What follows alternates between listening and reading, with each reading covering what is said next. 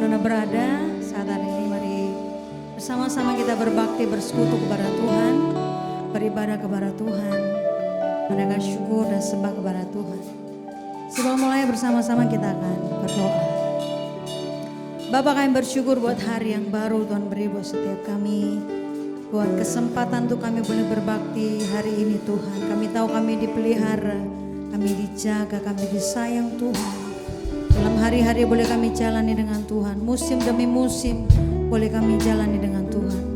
Ini kerinduan kami, puji sembah syukur kami boleh menyenangkan hatimu. Kau hadir, kau bertahta, kau berkuasa pada ibadah hari ini.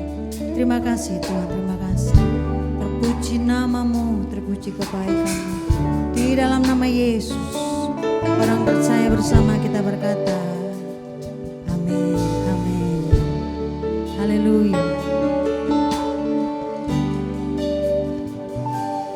Ku hidup karena percaya,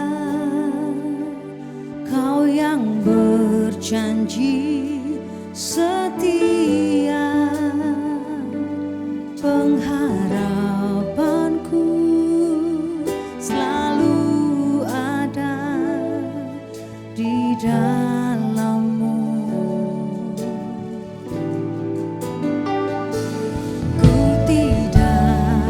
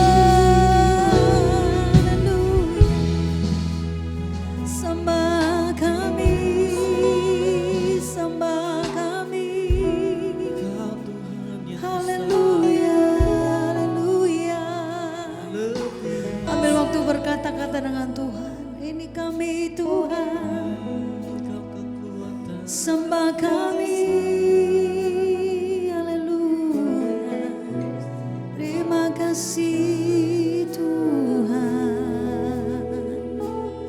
Kau besar, Kau besar, Kau ajaib Tuhan, iman kami percaya padamu, iman kami berharap padamu, haleluya, haleluya, terima kasih, haleluya, haleluya, haleluya, haleluya. Aku punya Tuhan yang besar, yang telah berjanji dan sanggup menggenapi firman-Ku, bersepakat percaya kuasa-Nya, ku terima sekarang kemenangan darimu. Percaya berkata, aku punya Tuhan yang besar, yang telah berjanji dan sanggup menggenapi imanku, bersepakat percaya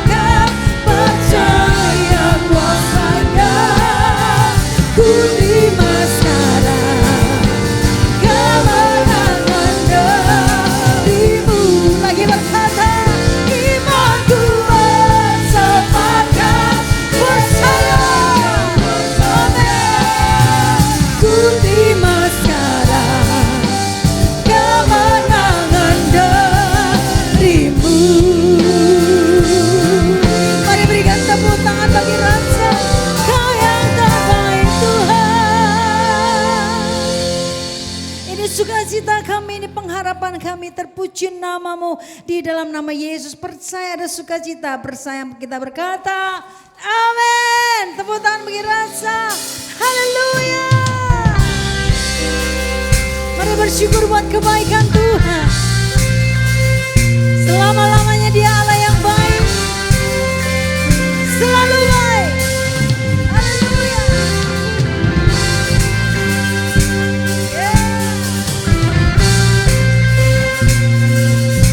Haleluya.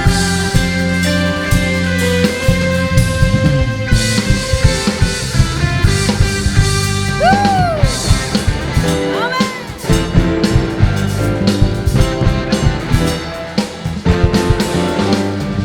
Angkatlah suaramu, puji dan serukan nama Yesus. Tanggapkan bebanmu, tak perlu kau khawatir, sebab Dia sanggup. Gerakkan kakimu, ya, menarilah dan bertangan, bersukacitalah, tak perlu kau khawatir, sebab Dia sanggup.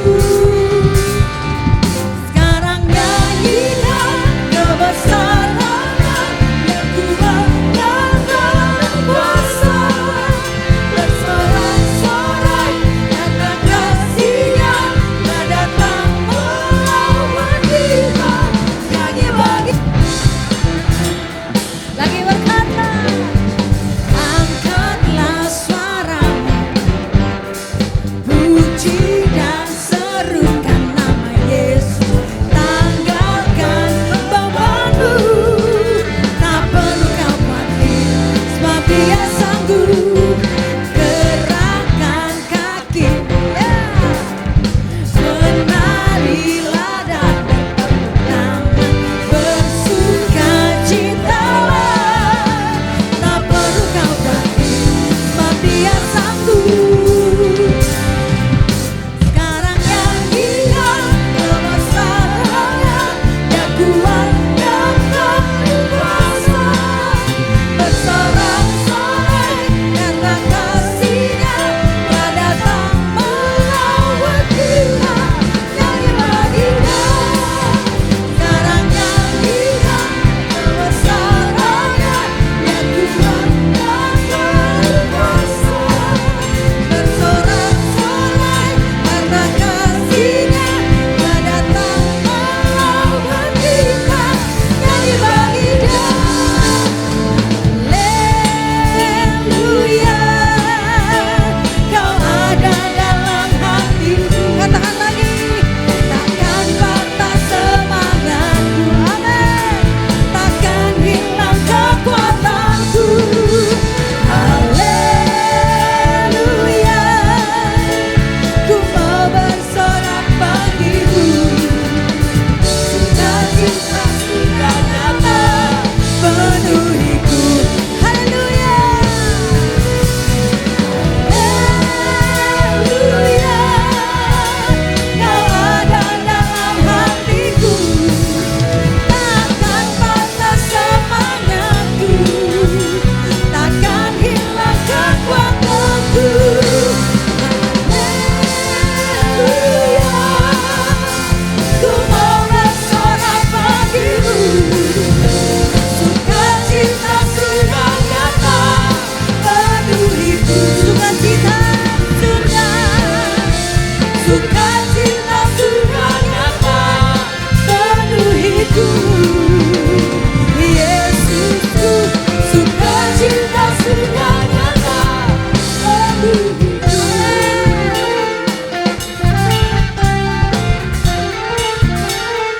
Lagi berkata, na na na na na na na na na na. Haleluya, luar biasa. Haleluya, Dia Allah yang luar biasa. Setuju katakan amin. Mari lebih dasar lagi memuji Tuhan. Lord, you are good. You are good. Yeah.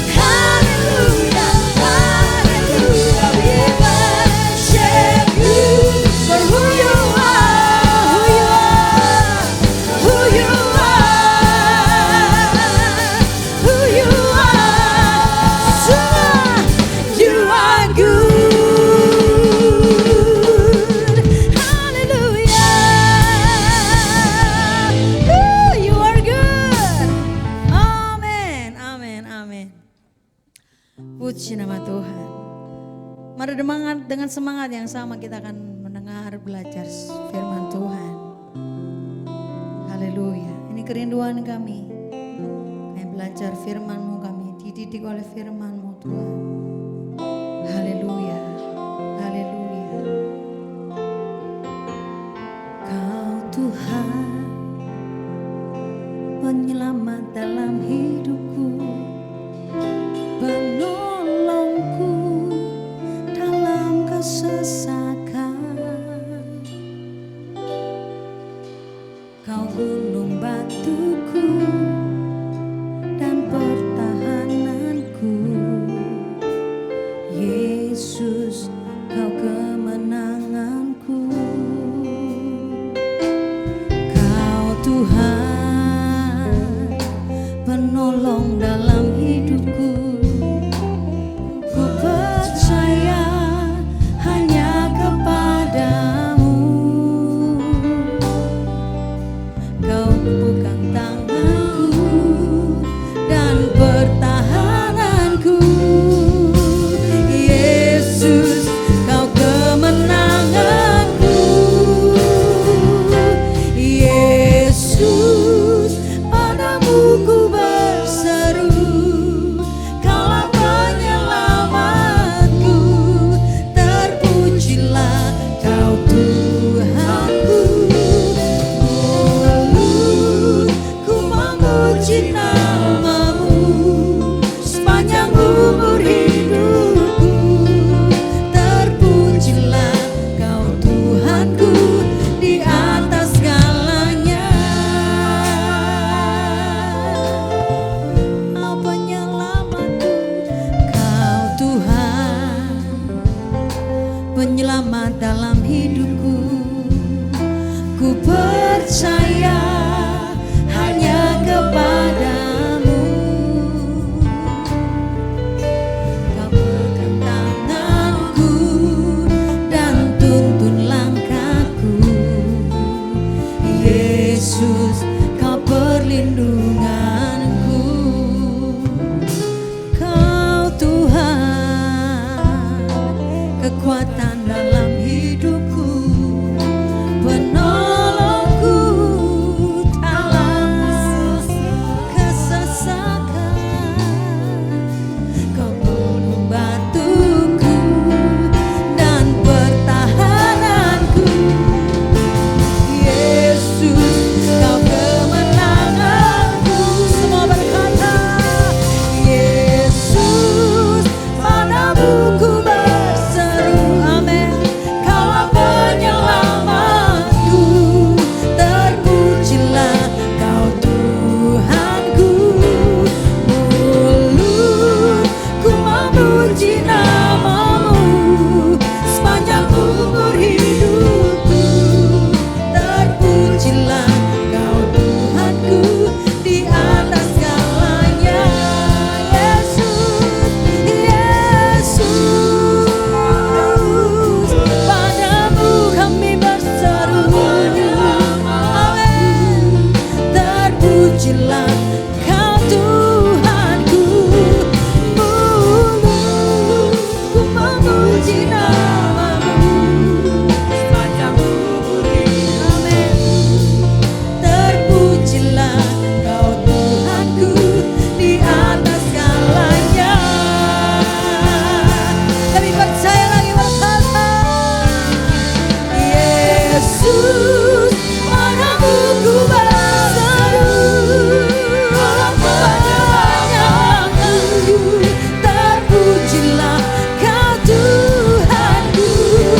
Mulutku memuji nama-Mu sepanjang hidupku. Terpujilah Kau Tuhanku di atas segalanya.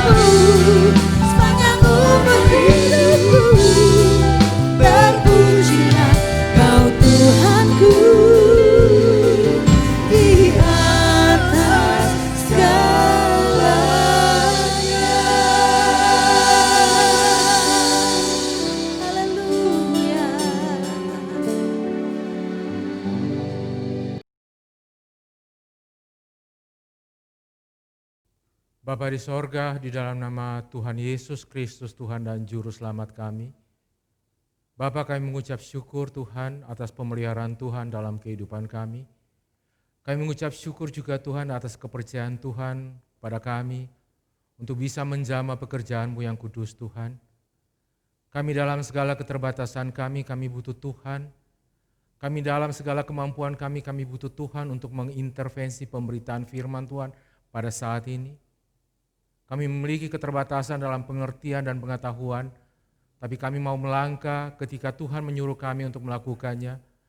Oleh karenanya Tuhan, urapi hamba-Mu yang akan menyampaikan isi hati Tuhan, memberkati setiap umat ketebusan Tuhan yang mendengar pemberitaan firman Tuhan, mendengar kabar baik ini Tuhan, sehingga kami boleh bertindak menurut kebenaran firman Tuhan, kami boleh hidup di dalam segala kebenaran firman Tuhan, terlebih kami melakukan segala ketetapan-ketetapan firman Tuhan menjadi kesukaan kami. Urapi hamba-Mu Tuhan, urapi setiap orang yang mendengar firman Tuhan, dan biarlah nama Tuhan yang ditinggikan, biarlah nama Tuhan yang dipuji dan diagungkan. Terima kasih Bapa, untuk Tuhanlah segala kemuliaan, hormat kekal selama-lamanya. Di dalam nama Tuhan Yesus Kristus, kami berdoa. Setiap kita yang siap diberkati firman Tuhan, bersama-sama dengan saya mengatakan, amin. Shalom Bapak Ibu Saudara. Beberapa waktu terakhir ini, para analis ekonom, para ahli-ahli ekonomi, mereka berpendapat bahwa ini adalah krisis secara global yang terjadi di seluruh dunia. Nah, ketika krisis ini adalah krisis global yang melanda seluruh dunia, maka berdampak kepada seluruh penduduk dunia, terkhususnya saya mau berbicara tentang dampak yang terjadi di Indonesia pada saat-saat sekarang ini. Nah, kalau kita lihat prediksi para ahli, mereka bilang sebelum COVID-19 ini muncul, mereka bilang bahwa Indonesia akan mengalami pertumbuhan ekonomi kurang lebih sekitar 5 poin sekian. Itu adalah kabar yang cukup baik. Ketika pertumbuhan ekonomi mencapai 5 poin sekian, itu pun masih banyak orang yang mengalami kesusahan. 5 poin sekian itu menurut pakar ekonomi itu adalah cukup baik. Tapi di saat pertumbuhan itu mencapai 5 sekian itu, masih banyak orang-orang yang mengatakan hidup ini semakin sulit. Nah, ketika terjadi global krisis seperti sekarang ini, mereka memprediksi bahwa Indonesia khususnya akan mengalami pertumbuhan -4. Nah, biasanya pertumbuhan itu dia menuju ke posisi yang lebih tinggi, tapi sekarang ini pertumbuhannya itu dia menuju ke posisi yang lebih ke bawah. Dari +5 sekian menjadi -4 poin sekian, artinya ada selisih kurang lebih 10% selisihnya kurang lebih seperti itu. Nah, ini adalah alasan bagi setiap orang-orang yang mengatakan bahwa ini adalah saat-saat yang susah. Dan ketika saya melihat hal ini dan saya merasakan hal ini, saya pikir sangat rasional ketika ada prediksi secara matematika bahwa terjadi penyusutan pertumbuhan ekonomi sampai dengan 10%. Ini adalah sesuatu yang memang patut untuk orang-orang merasa susah, orang-orang merasa khawatir, bahkan banyak orang merasa stres. Nah, saya ketika melihat hal seperti ini, ada satu hal yang muncul dalam hati saya. Saya bilang begini, apakah hal ini juga berlaku bagi anak-anak Tuhan? Apakah hal ini juga berlaku bagi setiap umat Tuhan yang menyebut diri sebagai umat kesayangan Tuhan? Nah, saya sempat nyatat ada beberapa pertanyaan yang saya akan tanyakan kepada Bapak Ibu Saudara atau setiap kita yang mendengar apa yang saya sampaikan saat ini. Ada kurang lebih 4 pertanyaan yang saya akan tanyakan kepada Bapak Ibu Saudara, tapi tidak perlu Bapak Ibu jawab kepada saya. Cukup aja pertanyaan ini menjadi perenungan bagi kita, sehingga ketika kita bertanya untuk diri kita, apakah kita adalah orang-orang yang seperti saya tanyakan dalam 4 pertanyaan yang saya akan tanyakan untuk Bapak Ibu Saudara. Nah, pertanyaan pertama yang saya akan tanyakan kepada Bapak Ibu Saudara, apakah dengan kondisi sekarang ini ada alasan bagi kita untuk khawatir? Apakah dengan kondisi sekarang ini ada alasan bagi kita untuk takut? Apakah dengan kondisi yang sekarang seperti ini, pertumbuhan ekonomi -4, ada alasan bagi setiap kita yang bekerja sebagai pengusaha atau pegawai negeri atau pekerjaan apa saja, Kita ada alasan untuk kita takut, khawatir, atau kita stres bahkan lebih daripada itu. Lah mungkin orang bilang begini, oh ya kita punya alasan karena ini secara matematika dan ini fakta banget bahwa ini terjadi krisis. Dan ketika krisis ini setiap orang punya alasan untuk khawatir. Pertanyaan saya yang kedua adalah, ketika ada kekhawatiran dalam kehidupan kita, saya mau tanya berikutnya gini, seberapa kita mengerti tentang pemeliharaan Tuhan dalam kehidupan kita? Pertanyaan ini khusus bagi setiap kita yang menyebut diri sebagai anak-anak Tuhan. Sekali lagi saya katakan bahwa pertanyaan ini saya khususkan banget untuk setiap anak-anak Tuhan, setiap kita yang menyebut diri sebagai anak-anak Tuhan. Kalau kita menyebut saat ini ada alasan untuk kita khawatir atau kita takut, pertanyaan saya tadi bisa bilang begini, apakah kita mengerti tentang pemeliharaan Tuhan dalam kehidupan kita? Ini menjadi perenungan bagi kita. Dan tidak perlu Bapak Ibu Saudara jawab, coba bertanya dalam diri kita, apakah kita mengerti bahwa pemeliharaan Tuhan yang kita pahami dalam hidup kita selama ini modelnya seperti apa? Nah, pertanyaan saya yang ketiga begini, seberapa kita percaya tentang janji-janji firman Tuhan? Tadi saya tanya bahwa seberapa kita mengerti tentang pemeliharaan Tuhan. Dan sekarang pertanyaan saya tanyakan lagi, seberapa kita percaya tentang janji-janji firman Tuhan? Dan yang keempat, saya bertanya begini untuk Bapak Ibu Saudara, layakkah kita disebut sebagai anak-anak Tuhan? Layakkah kita disebut sebagai umat Tuhan? Dan layakkah kita untuk menerima setiap janji-janji Tuhan? Dan yang berikut lagi, layakkah kita untuk menerima pemeliharaan yang sempurna dari Tuhan? Ini perlu kita pikirkan dan nantinya kita akan jawab. Mungkin setelah saya akan membagikan firman Tuhan untuk Bapak Ibu Saudara mulai berpikir, sebenarnya saya pada posisi yang mana? Apakah saya layak untuk menerima pemeliharaan Tuhan yang sempurna dalam hidup saya? Nah, saya akan bagikan kepada Bapak Ibu Saudara apa yang saya sebut sebagai nyanyian Musa. Nah, di dalam nyanyian Musa ini, Musa sedang mengungkapkan bagaimana ketika Tuhan berjumpa dengan umatnya. Musa sedang menjelaskan bagaimana ketika Tuhan itu berjumpa dengan Israel.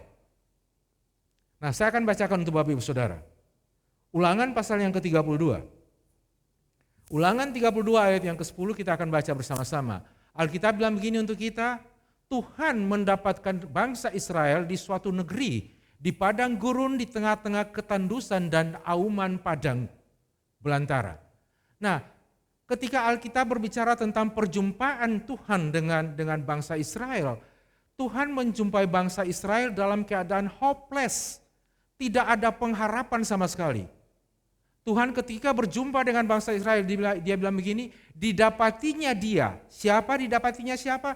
Tuhan mendapatkan bangsa Israel di suatu negeri, bukan negerinya mereka. Dalam bahasa Inggris dia bilang begini, desert land. Suatu gurun yang sangat tandus. Nah, artinya apa? Bangsa Israel ketika dijumpai oleh Tuhan, dia bukan dalam kondisi yang sangat-sangat baik.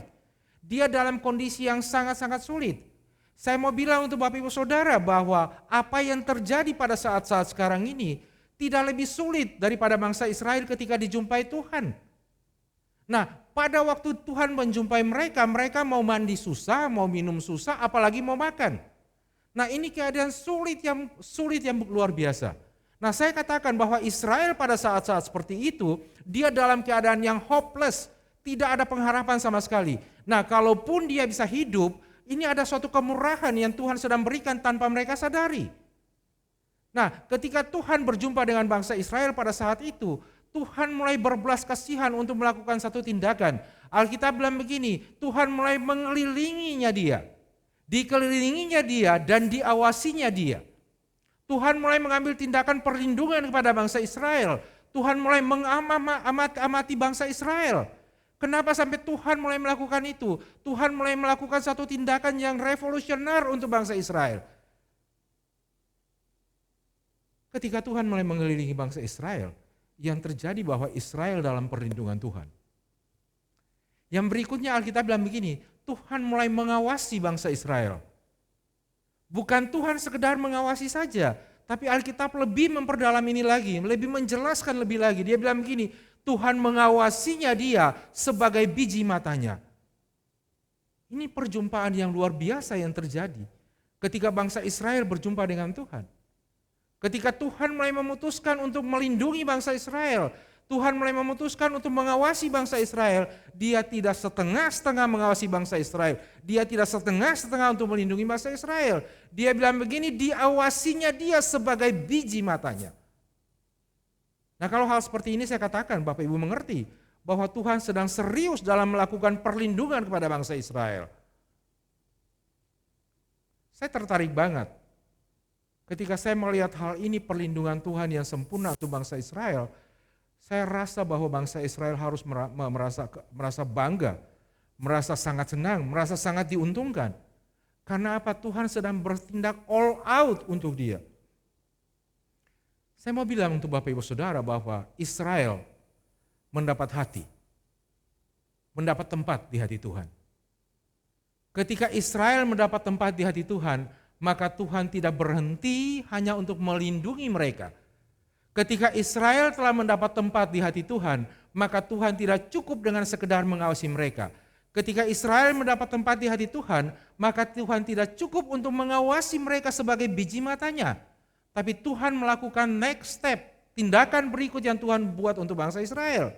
Ketika Israel mendapat perkenanan Tuhan, maka Tuhan melakukan sesuatu. Tuhan mau supaya bangsa Israel mengalami sesuatu yang lebih daripada sekedar dalam perlindungan Tuhan. Kita ada saat-saat sekarang ini Bapak Ibu Saudara, karena Tuhan sedang melindungi kita. Tuhan sedang mengawasi kita. Dan kita sedang diawasi sebagai biji matanya Tuhan. Nah, kalau Tuhan sekedar mengawasi kita, kalau Tuhan sekedar melindungi kita, Tuhan sedang menjaga kita, mengawasi kita sebagai biji matanya, apakah ini cukup?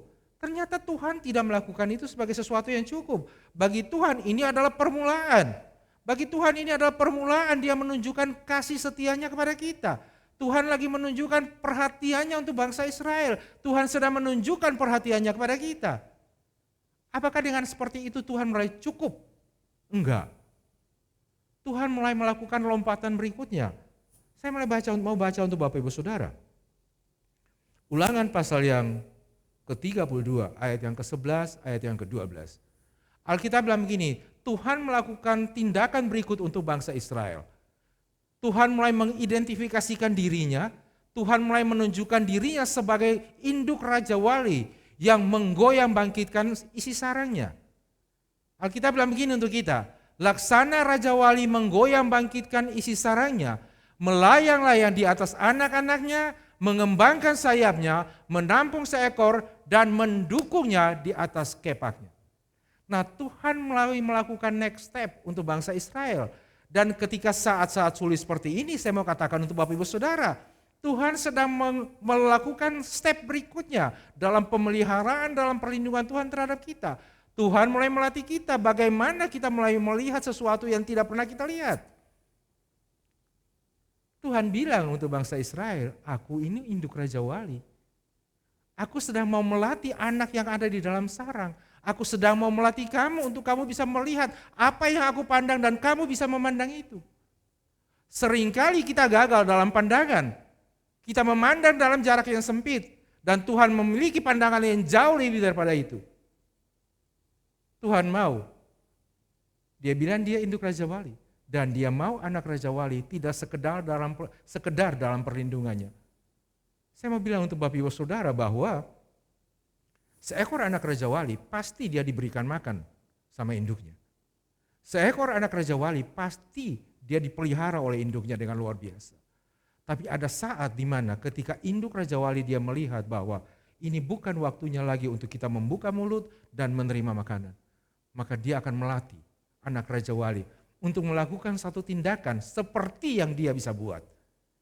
Seekor induk Raja Wali, dia akan memiliki keinginan supaya anak Raja Wali melakukan apa yang seperti dia buat. Nah, Tuhan bilang begini, dia induk Raja Wali yang sedang melatih bangsa Israel untuk bisa melakukan hal-hal yang dia buat. Pertanyaannya, kita sering merasakan bahwa kita cukup ada dalam perlindungan Tuhan. Kita sering merasa bahwa kita cukup diberikan makan oleh Tuhan. Enggak. Tuhan mau kita mengerjakan perkara-perkara yang lebih hebat. Tuhan mau kita buat hal-hal yang lebih dahsyat. Supaya apa? Tuhan dipermuliakan. Tuhan mau kita hidup dalam kedahsyatan yang Tuhan rencanakan untuk kita. Nah ini saya bilang untuk Bapak Ibu Saudara bahwa seringkali kita gagal paham tentang bagaimana maunya Tuhan untuk kita. Kita sering lihat dalam skop yang kecil, padahal Tuhan sedang menyiapkan kita untuk perkara-perkara yang jauh lebih besar.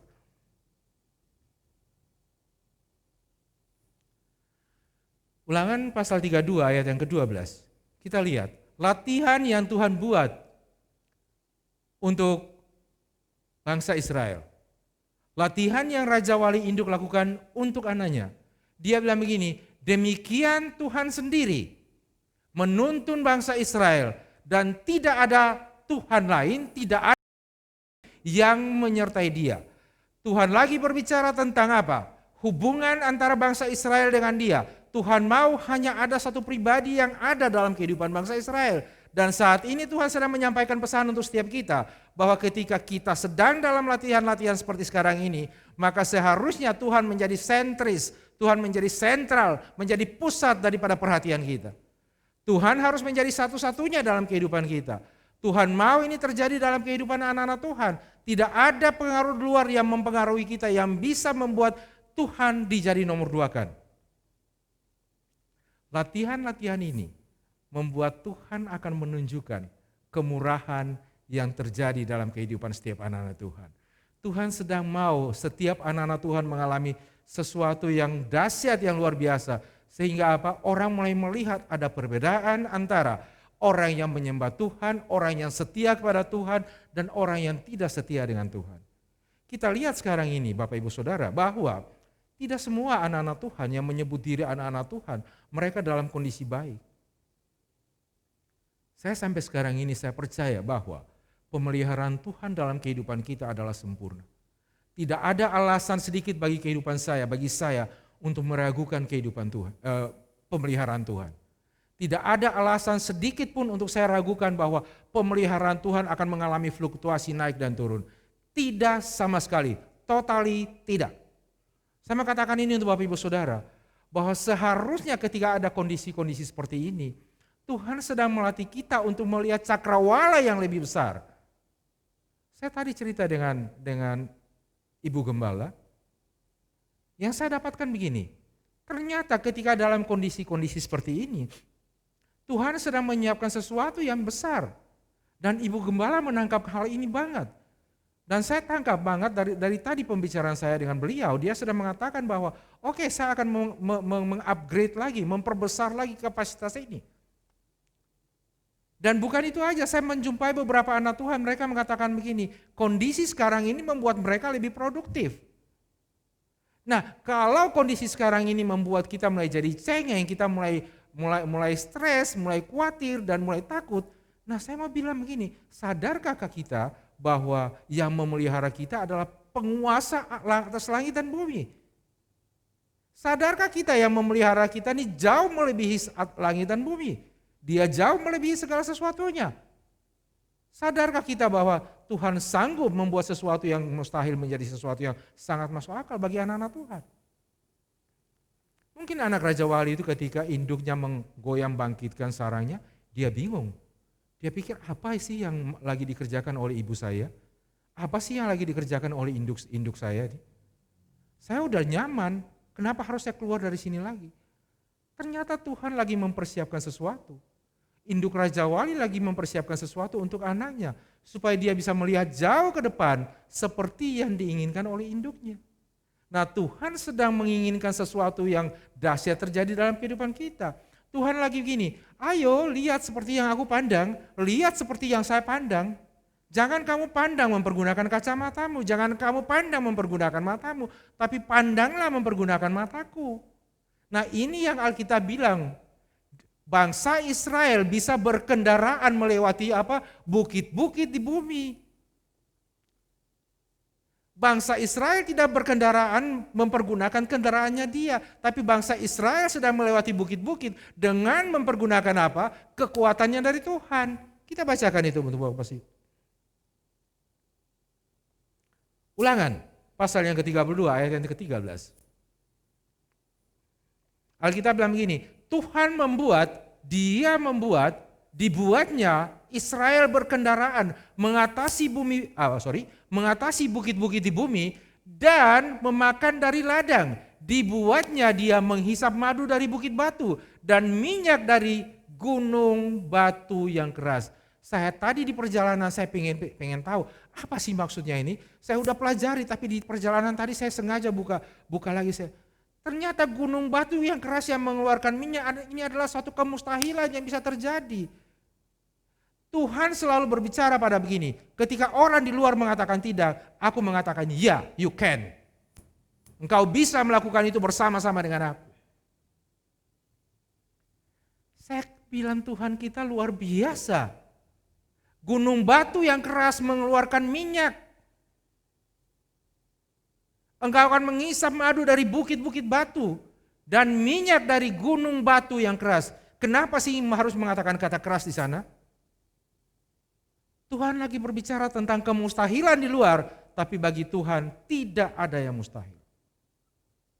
Saya bilang tadi di awal bahwa sadarkah kita tentang pemeliharaan Tuhan dalam kehidupan kita? Ketika orang luar mengatakan tidak, Tuhan bilang, yes I can. Ya, saya bisa. Bersama-sama dengan saya, bersama-sama dengan Tuhan, kita akan melakukan perkara-perkara sehingga orang di luar begini, wow, kenapa mereka bisa? Because our God, karena kita punya Tuhan yang hidup. Ini yang terjadi Bapak Ibu Saudara. Nah, kita lanjutkan. Apakah cukup pemeliharaan Tuhan seperti itu aja? Apakah cukup dengan minyak yang keluar dari gunung batu yang keras?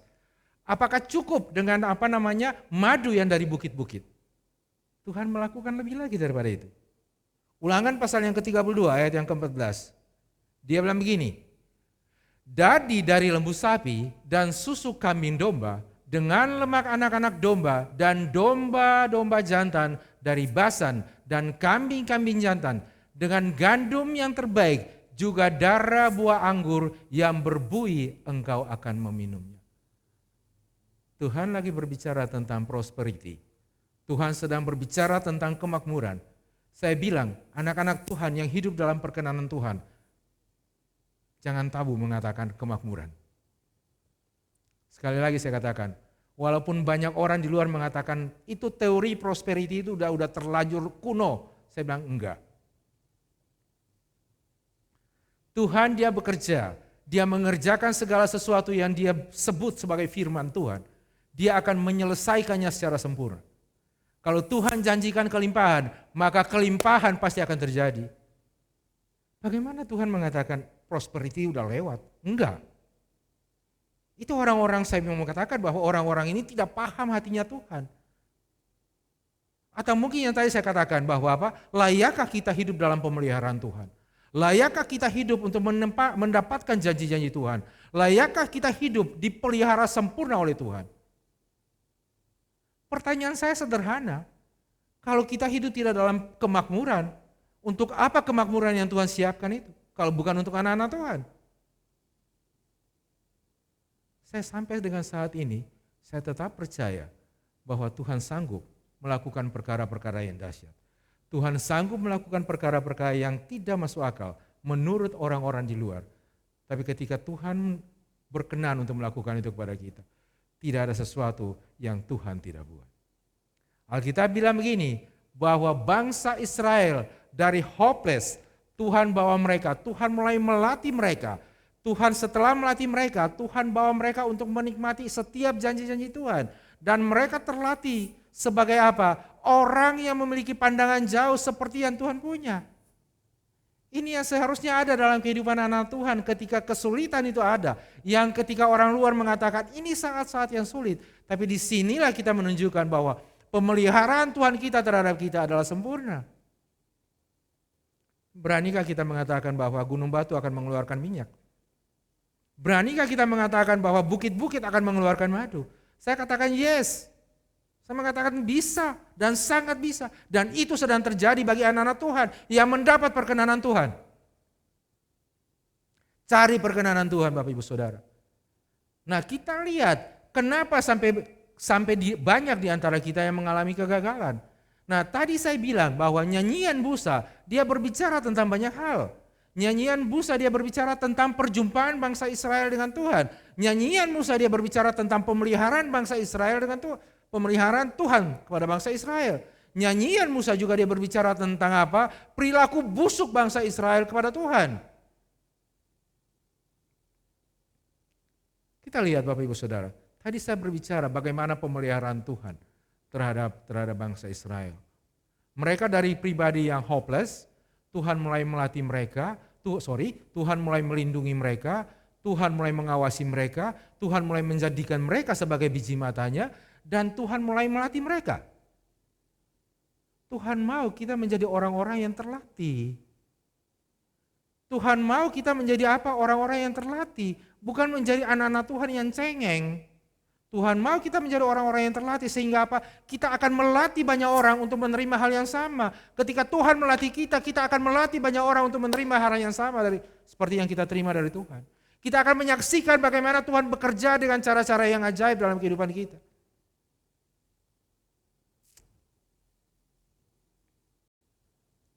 Saya katakan tadi bahwa nyanyian Musa dia berbicara secara komprehensif. Saya mau tunjukkan sedikit bagaimana ketika bangsa Israel itu membuat sesuatu yang gak masuk akal dengan Tuhan. Kita lihat Ulangan pasal yang ke-32 ayat 4 dan 5. Gunung batu yang pekerjaannya sempurna karena segala jalan-jalannya adil, Elohim yang setia dengan tiada kecurangan, adil dan besar dia. Engkau berlaku busuk terhadap dia. Siapa yang berlaku busuk? Bangsa Israel melakukan kebusukan terhadap dia. Sehingga Tuhan bilang begini, mereka bukan lagi anak-anak Tuhan. Mereka telah menjadi noda, satu angkatan yang bengkok dan yang belat-belit. Ini kebusukan yang bangsa Israel lakukan. Nah, saya mau bilang begini untuk Bapak Ibu Saudara. Pernahkah kita merenungkan bahwa seberapa busuk yang pernah kita buat untuk Tuhan? Atau kita berbicara tentang bagaimana pemeliharaan Tuhan, bagaimana latihan Tuhan untuk kita, bagaimana Tuhan menjadikan kita sebagai biji matanya. Tapi kita pernah pikirkan enggak bahwa dalam kehidupan ini seringkali kita berlaku busuk terhadap Tuhan. Seringkali kita menjadi angkatan-angkatan yang bengkok hatinya terhadap Tuhan. Kita akan jawab. Kita akan jawab untuk diri kita sendiri. Kita akan masuk dalam perenungan bahwa apa yang selama ini kita kerjakan, apakah benar-benar menyenangkan hati Tuhan? Apakah kita layak disebut sebagai anak-anak Tuhan yang hidup dalam pemeliharaan Tuhan yang sempurna? Nah, kita lihat apa yang terjadi ketika Israel menjadi bangsa, menjadi angkatan yang kotor, angkatan yang belat-belit, dan angkatan yang merupakan noda bagi Tuhan. Ulangan pasal yang ke-32. Ulangan 32 ayat yang ke-18 sampai dengan ayat yang ke-19. Firman Tuhan bilang begini untuk kita. Gunung batu yang memperanakan engkau telah kau lalaikan dan telah kau lupakan Elohim yang melahirkan engkau. Ketika Tuhan melihat hal itu, maka ia menolak siapa? Menolak bangsa Israel. Ketika Tuhan melihat begini, bahwa hal kejahatan-kejahatan itu mereka buat, maka Tuhan mulai menolak mereka. Kenapa? Ia sakit hati oleh apa? Anak-anaknya laki-laki dan perempuan. Israel mulai mendapat penolakan. Israel mulai mendapat penolakan. Dan saya mau bilang untuk Bapak Ibu Saudara, sebisa-bisanya dalam kehidupan kita, jangan sampai kita menyakiti hati Tuhan sehingga kita menjadi pribadi yang tertolak. Saya mengerti banget bahwa ketika kita menjadi orang yang tertolak, maka kita akan menangis seperti yang terjadi dengan siapa? Esau. Jangan sampai kita menjadi pribadi yang tertolak, sehingga apa? Kita menjadi pribadi yang menyesal seumur hidup seperti yang terjadi dengan Esau.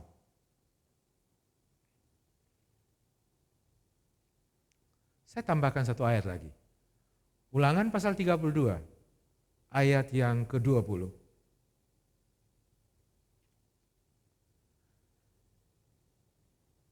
Ketika Israel lalai dengan Tuhan, Ketika Israel mulai melupakan Tuhan, maka Tuhan bilang begini, Ia berfirman, aku hendak menyembunyikan wajahku terhadap mereka dan melihat bagaimana kesudahan mereka.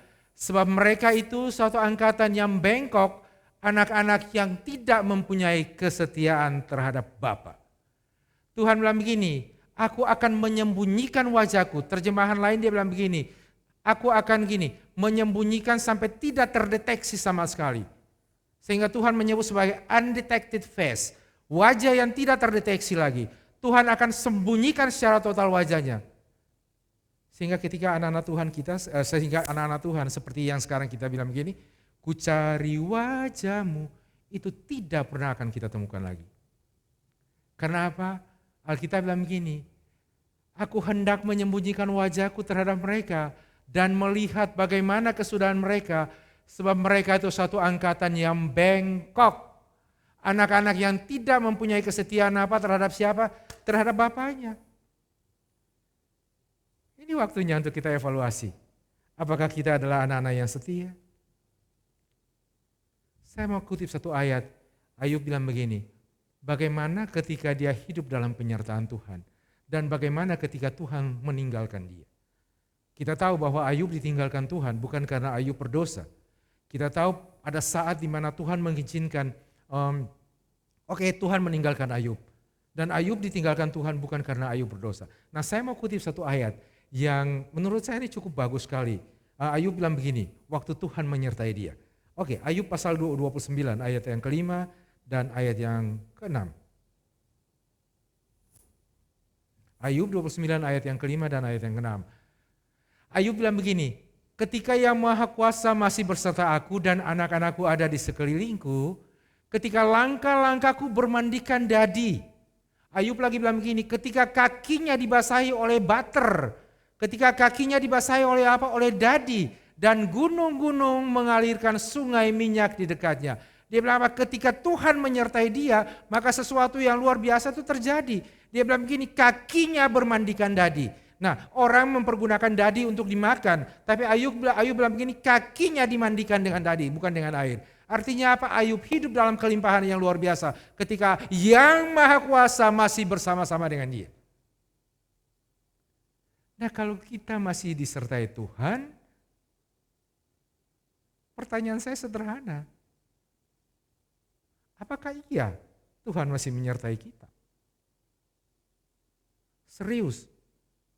Saya tidak sementara mengeluarkan statement-statement sesuatu yang kosong. Saya lagi mau bilang untuk Bapak Ibu Saudara bahwa yakinkah kita bahwa ketika Tuhan menyertai kita maka Dia tidak menyertai dengan sesuatu yang kosong. Tuhan waktu Dia mau menyelamatkan bangsa Israel, Dia mengambil tindakan sendiri untuk menyelamatkan bangsa Israel. Tuhan waktu mau menyelamatkan kita, Dia mengambil tindakan sendiri untuk menyelamatkan kita.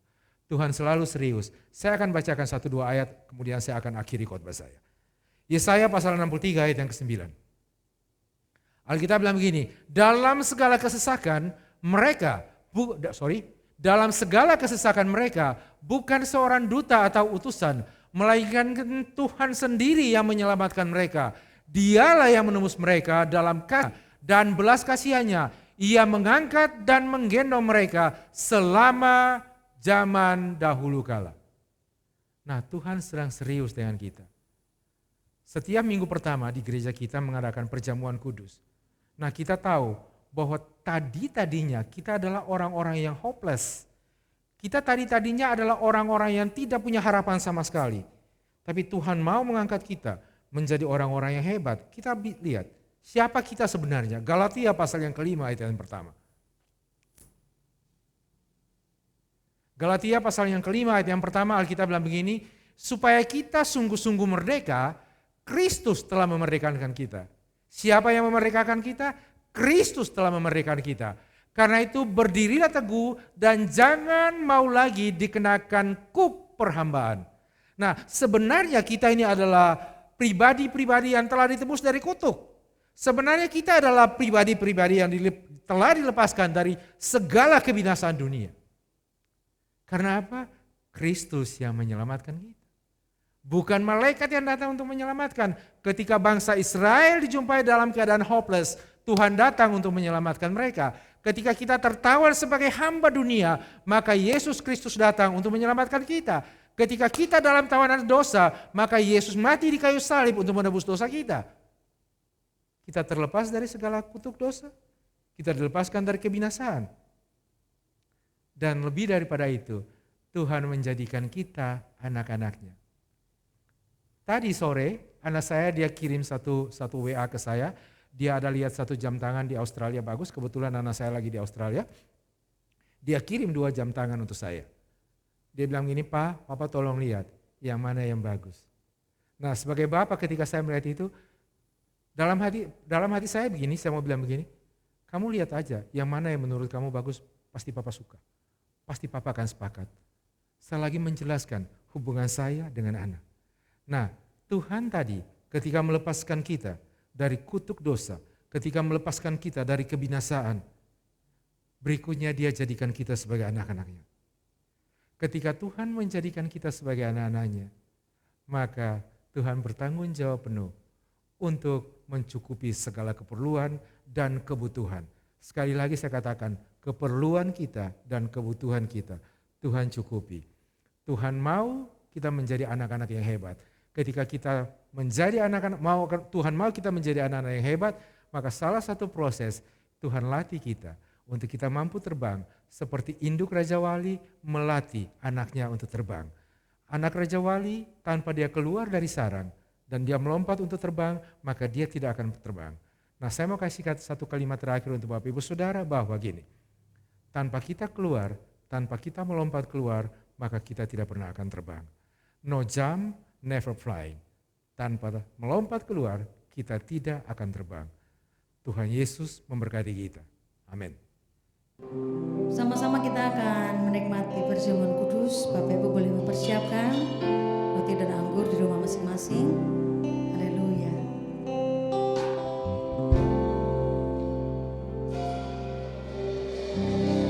Dalam kesesakanku Kau beri kedamaianmu, dalam keraguan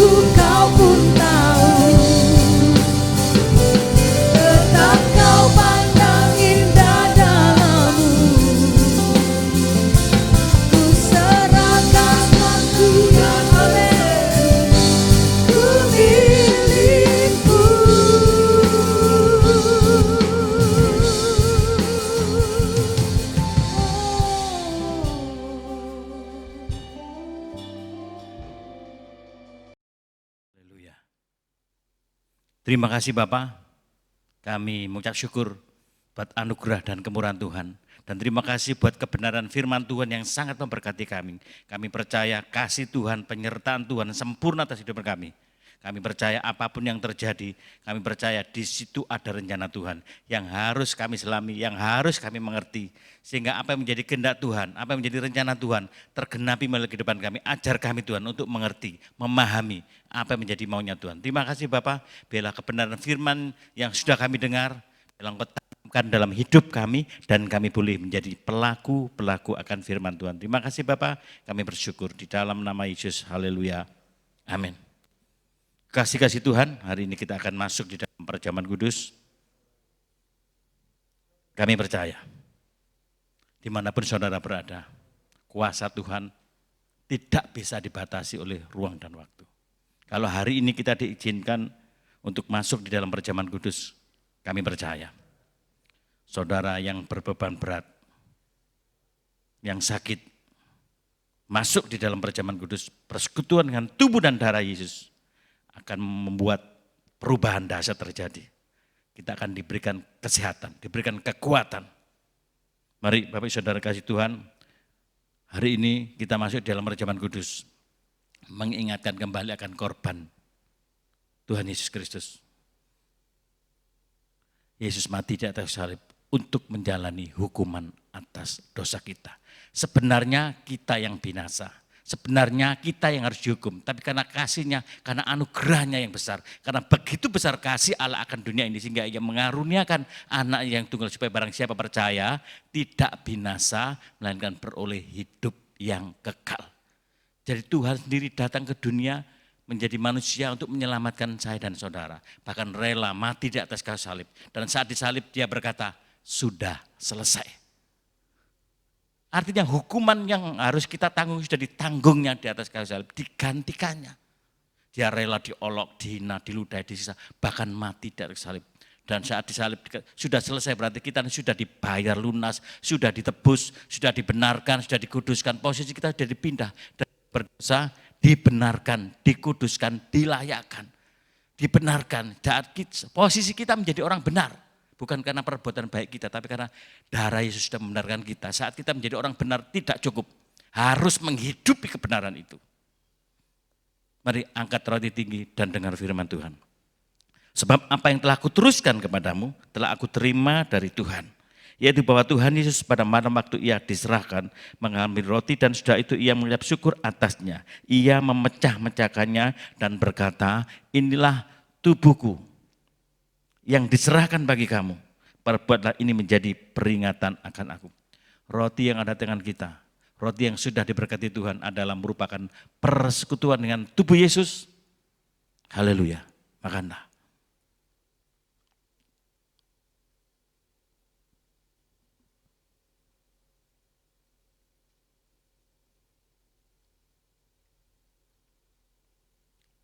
Haleluya. Mari angkat cawan tinggi di atas kepala dan dengar firman Tuhan. Demikian juga ia mengambil cawan sesudah makan, lalu berkata, cawan ini adalah perjanjian baru yang dimeteraikan oleh darahku. Perbuatlah ini setiap kali kamu meminumnya menjadi peringatan akan aku. Cawan anggur yang ada tangan kita, cawan anggur yang sudah diberkati Tuhan, adalah merupakan persekutuan dengan darah Yesus. Haleluya, minumlah.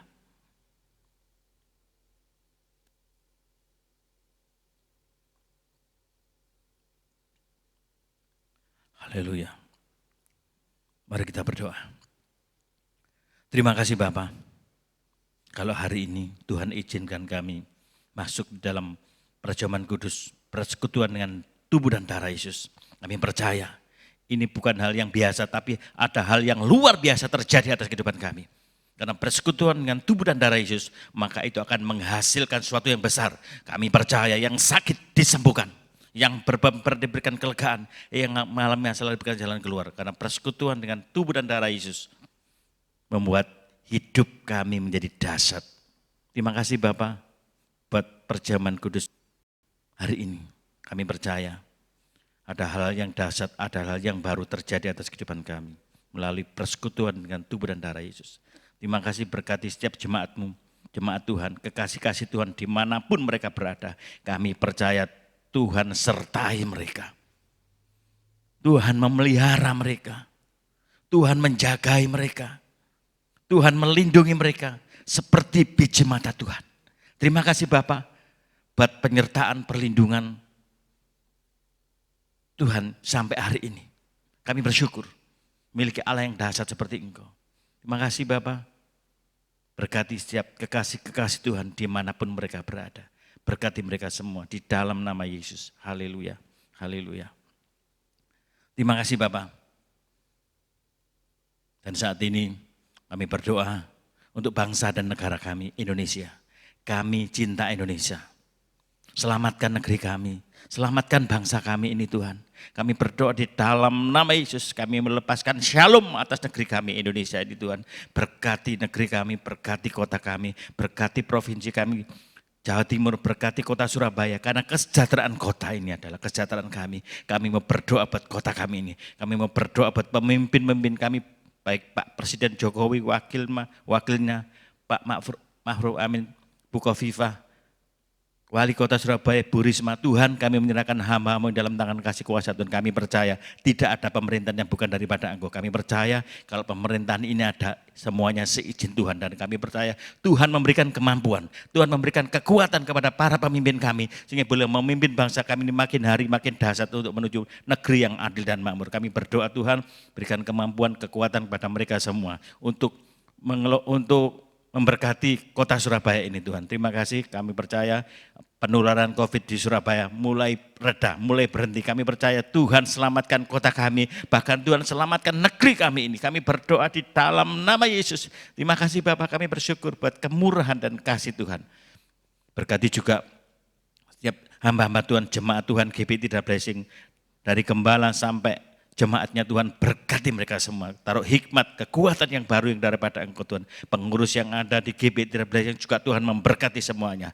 Terima kasih Bapak, kami juga berdoa untuk setiap anak-anak Tuhan, jemaat GBI Tidak Blessing yang sudah memberikan persembahan melalui transfer, melalui rekening gereja. Kami berdoa di dalam nama Yesus, Tuhan memberkati mereka semua. Kami percaya walaupun ada di tengah-tengah COVID ini Tuhan, kami percaya Tuhan pelihara mereka, Tuhan melindungi mereka, Tuhan memberkati usaha pekerjaan mereka, pabrik mereka, usaha apapun yang mereka kerjakan Tuhan membuat berhasil karena mereka melekat kepada Engkau. Penyertaan Tuhan sempurna atas kehidupan mereka semua. Terima kasih Bapak, kami percaya pemeliharaan Tuhan sempurna atas jemaat GBI Tidak Blessing. Terima kasih, kami bersyukur buat kasih dan kemurahan Tuhan. Saudara kasih Tuhan, biarlah hari ini kita boleh bersama-sama menerima berkat yang dari Allah Bapa, anaknya yang tunggal, Tuhan Yesus Kristus, serta persekutuan dengan Roh Kudus yang memberkati, yang menolong, yang memulihkan, yang menyertai. Mulai hari ini sampai Maranatha, Tuhan Yesus datang 2 kali. Di dalam nama Tuhan Yesus Kristus yang percaya diberkati Tuhan, sama-sama katakan amin.